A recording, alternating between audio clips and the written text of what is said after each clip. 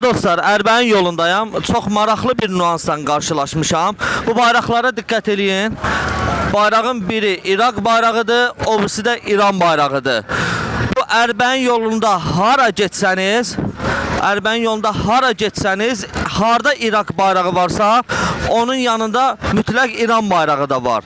Halbuki bu iki ölkə çox uzaq tarix demirəm, 40 il bundan qabaq bir-birləri ilə 8 il müharibə apardılar və hər iki tərəfdən də azı 200 min insan şəhid olmuşdu. Hər iki tərəfdən də azı 200 min insan dünyasını dəyişmişdi. Halbuki bugün hər iki ölkənin bayrağı bir yerdə dalğalanır. Bundan da daha maraqlı bir nüansı göstərim. O iki bayrağı ki, yəqin görürsünüz. Biri Pakistanın bayrağıdır, biri də Hindistanın bayrağıdır.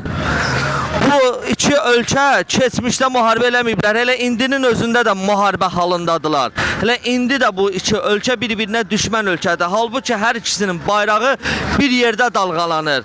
Demək istəyirəm ki, bütün müsəlmanları, bütün düşmənçilikləri aradan aparan, müsəlmanları birləşdirən bir faktor var. İmam Hüseyin faktoru, İmam Hüseyin amili. Harda İmam Hüseyinin adı varsa, orada düşmənçiliklər kənara qoyulur. Ona görədir ki, Vahabilər illərdir Azərbaycanda, ölkəmizdə və digər yerlərdə İmam Hüseyinə qarşı nifrəti təbliğ edirlər. İmam Hüseyin səhv elədi, İmam Hüseyin fitnə törətdi. Elə bir qiyam eləməklə bu tərəfdən də Yezidi təbliğ edirlər, Yezidi tərifləyirlər. Bilirsiniz niyə? Onların missiyası budur ki, müsəlmanlar arasında heç bir zaman birliyi olmasın. Və müsəlmanlar arasında əgər birliyi aradan aparmaq istəyirsənsə, bunu İmam Hüseyinə hədəfə almaqla başlamalısan və onlar da məhz bunu edirlər.